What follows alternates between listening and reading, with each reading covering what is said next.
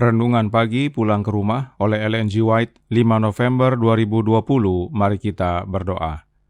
Bapa kami yang di sorga, Allah pencipta langit dan bumi, laut dan segala isinya, Allah yang maha besar, maha kuasa, sumber segalanya yang kami sembah selalu melalui anak-Mu yang tunggal, Yesus Kristus.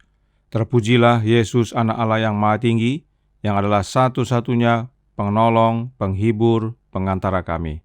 Pada pagi hari ini kami bersyukur boleh bangun dan berbakti dan sebagaimana membaca nasihat firman-Mu. Kiranya ini menjadi kekuatan dan pembaharuan dalam hidup kami.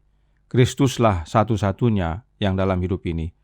Beserta kami sepanjang perbaktian ini, kehendak-Mu yang jadi, ampun kami akan dosa dan salah, karena kami berdoa hanya melalui anak Allah yang tunggal, Yesus Kristus, yang adalah Tuhan dan Juru Selamat kami.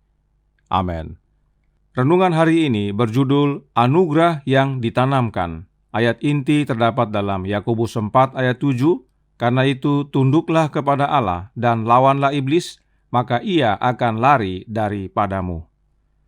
Adalah merupakan suatu anugerah bahwa Kristus menanamkan di dalam jiwa manusia permusuhan melawan iblis. Tanpa anugerah yang mengubah dan kuasa yang membarui ini, manusia akan terus menjadi tawanan iblis sebagai hamba yang selalu siap sedia melakukan perintahnya. Tetapi prinsip baru di dalam jiwa manusia menciptakan pertentangan yang sebelumnya dipenuhi damai. Kuasa yang dibagikan Kristus menyanggupkan manusia melawan oknum yang lalim dan perebut kekuasaan itu. Siapa saja yang terlihat membenci dosa, gantinya mengasihinya. Siapa saja yang melawan dan mengalahkan berbagai nafsu yang telah memerintah dalam dirinya akan menunjukkan pelaksanaan suatu prinsip yang seluruhnya datang dari atas. Pertentangan yang terjadi antara roh Kristus dengan roh iblis diperagakan dengan cara mencolok dalam penerimaan dunia akan Yesus Kristus. Yesus Kristus tidak begitu menarik perhatian, sebab ia muncul tanpa kekayaan, kemegahan atau kebesaran duniawi, sehingga orang Yahudi cenderung menolak dia. Mereka melihat bahwa dia memiliki kuasa yang lebih dari sekedar mencukupkan kekurangan keuntungan lahiriah. Tetapi kemurnian dan kesucian Kristus mengundang kebencian kepadanya dari orang-orang fasik. Kehidupannya yang penuh dengan penyangkalan diri dan pengabdiannya yang tiada berdosa merupakan teguran yang terus-menerus kepada orang-orang yang sombong dan yang penuh hawa nafsu. Hal inilah yang membangkitkan permusuhan melawan anak Allah. Iblis dan malaikat-malaikat jahat bergabung dengan orang-orang jahat. Segenap kekuatan kemurtadan berkomplot melawan penghulu kebenaran. Permusuhan yang sama juga ditunjukkan kepada pengikut-pengikut Kristus sebagaimana yang ditunjukkan kepada guru mereka. Siapa saja yang melihat sifat dosa itu menjijikkan dan dengan kekuatan dari atas melawan penggodaan, maka dengan pasti akan menimbulkan kemarahan iblis dan pengikut-pengikutnya. Kebencian kepada prinsip-prinsip murni kebenaran dan celaan serta penganiayaan terhadap pendukung-pendukungnya akan selalu ada selama dosa dan orang-orang berdosa masih ada. Pengikut-pengikut Kristus dan budak-budak iblis tidak bisa hidup bersama-sama secara harmonis. Perlawanan terhadap salib belum berakhir. Memang setiap orang yang mau hidup beribadah di dalam Kristus Yesus akan menderita aniaya. 2 Timotius 3 ayat 12. Sebagaimana iblis berupaya melemparkan celaan kepada Allah, demikianlah juga agen-agennya berusaha memfitnah dan mengumpat umat Allah. Roh yang menyebabkan kematian Kristus menggerakkan orang-orang jahat untuk membinasakan pengikut-pengikutnya. Semua ini dibayangkan sebelumnya dalam nubuatan yang pertama. Aku akan mengadakan permusuhan antara engkau dan perempuan itu, antara keturunanmu dengan keturunannya. Kejadian 3 ayat 15. Dikutip dari Alfa dan Omega, jilid 8 halaman 530 sampai 532. Selamat pagi saudaraku dalam Tuhan. Kata anugerah diterjemahkan dari kata grace Dan grace juga mempunyai arti kasih karunia. Nah, renungan hari ini berbicara tentang kasih karunia yang ditanamkan, agar memiliki permusuhan melawan iblis. Karenanya penting sekali untuk kita memahami kasih karunia yang ditanamkan ini. Siapakah yang menanamkan kasih karunia ini? Kristus. Nyonya White menuliskan dalam manuskrip 79 tahun 1897 paragraf 9 yang berkata, Kristus menanamkan kasih karunia-Nya di dalam hati orang biadab dan Dia melayani kebutuhan misionaris bahkan sebelum Dia mendengar atau memahami kata-kata kebenaran dan kehidupan. Kristus menanamkan kasih karunia-Nya dan itu ditanamkan ke dalam hati. Orang yang biadab sekalipun bisa berubah. Sebab kasih karunia Kristus yang ditanamkan di dalam jiwa manusia mengubahkan. Renungan hari ini menyatakan dalam Pulang ke Rumah halaman 329 paragraf 1, tanpa anugerah yang mengubah dan kuasa yang membaharui ini, manusia akan terus menjadi tawanan iblis sebagai hamba yang selalu siap sedia melakukan perintahnya. Anugerah atau kasih karunia yang Yesus tanamkan di hati kita tersebut mengubahkan dan memperbaharui kita. Dan tanpa kasih karunia yang Yesus tanamkan, kita jadi budak setan. Dalam tulisan lainnya, Nyonya White menegaskan, Signs of the Times November 14, 1892 paragraf 8 yang berkata, banyak yang menipu diri mereka sendiri dengan berpikir bahwa karakter akan diubah pada saat kedatangan Kristus, tetapi tidak akan ada pertobatan hati saat Dia muncul. Kita harus bertobat dari cacat karakter kita di sini, dan melalui kasih karunia Kristus, kita harus mengatasinya selama masa percobaan masih berlangsung. Saudaraku dalam Tuhan, penting sekali memiliki kasih karunia Kristus ini. Tidak hanya mengubahkan karakter kita, mulai sekarang ini, karena nanti tidak bisa lagi sebab pintu kasihan sudah ditutup. Tetapi juga membebaskan kita dari tawanan iblis.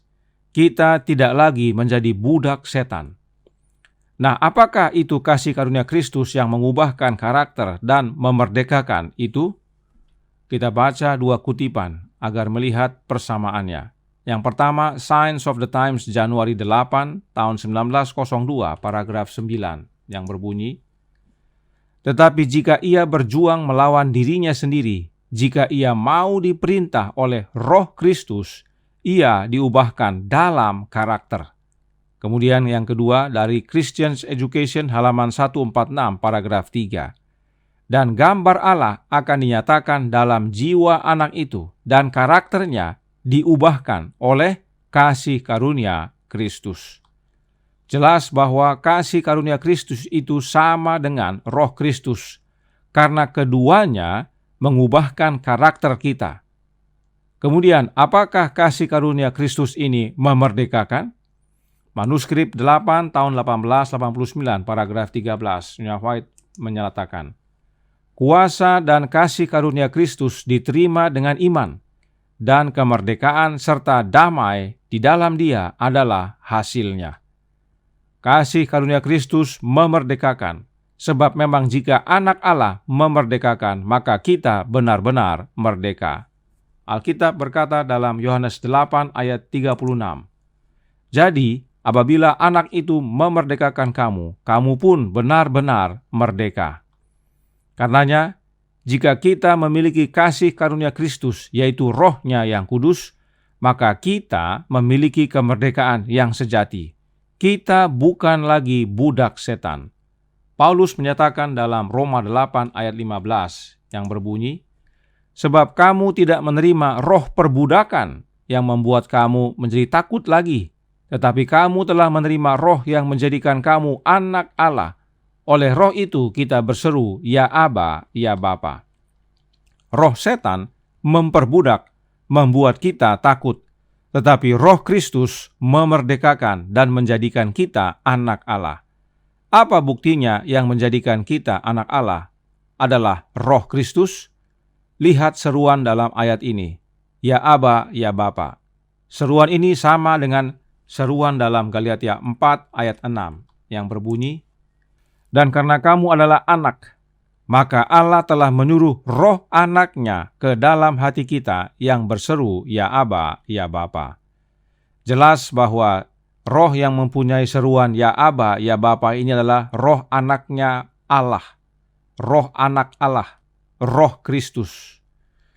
Jadi karenanya, kasih karunia Kristus itu adalah roh Kristus, dan keduanya mengubahkan serta keduanya memerdekakan. Kasih karunia inilah yang Yesus tanamkan dalam hati kita, yaitu rohnya yang kudus, roh Kristus, agar menyanggupkan kita melawan iblis. Itu sebabnya renungan hari ini mengutip yang kita bisa baca dalam Pulang ke Rumah halaman 329 paragraf 2 yang berkata, "Pertentangan yang terjadi antara roh Kristus dan roh iblis diperagakan dengan cara mencolok dalam penerimaan dunia akan Yesus Kristus." Pertentangan yang terjadi adalah antara roh Kristus dan roh setan. Tidak ada catatan yang menyatakan bahwa pertentangan itu antara Allah roh dan roh setan. Lalu kenapa roh Kristus?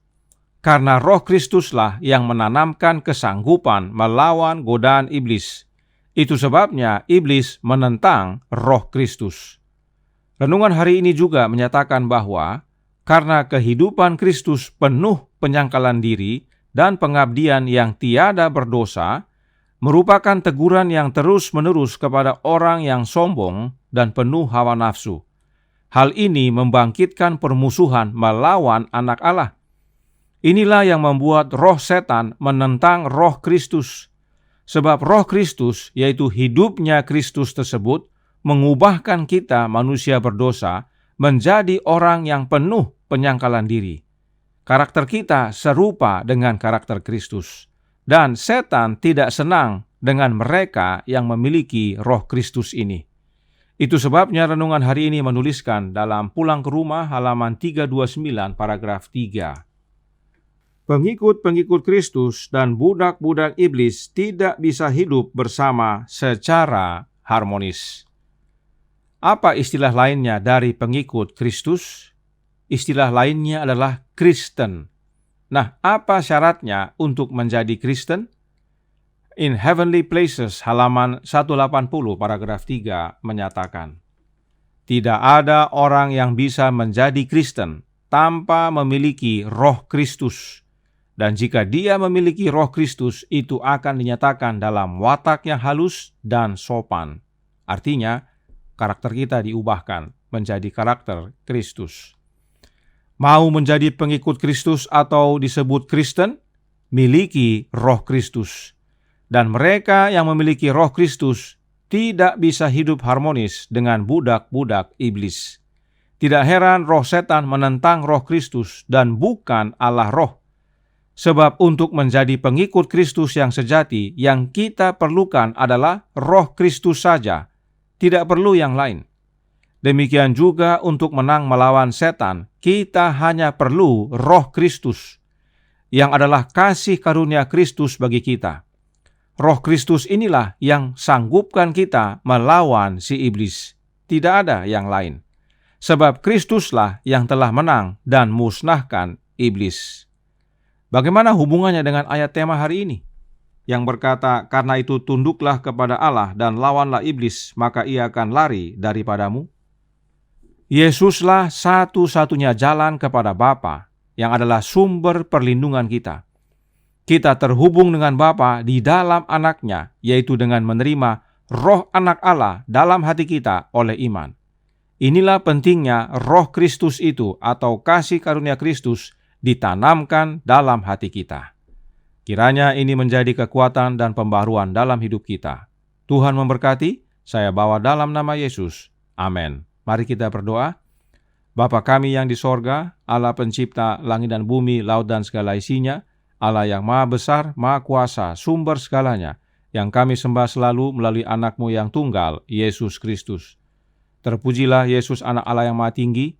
Terima kasih atas nasihat firman Tuhan yang mengingatkan kami pentingnya menerima kasih karunia Kristus ditanamkan dalam hati ini, yaitu kehadiran rohnya Kristus yang kudus.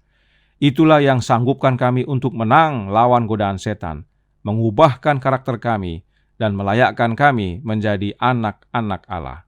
Tolong kami ya Bapa, curahkan roh anak-Mu dalam hati ini, kehendak-Mu yang jadi, ampun kami akan dosa dan salah, karena kami berdoa hanya dalam nama anak-Mu, Yesus Kristus, yang adalah Tuhan dan Juru Selamat kami. Amin.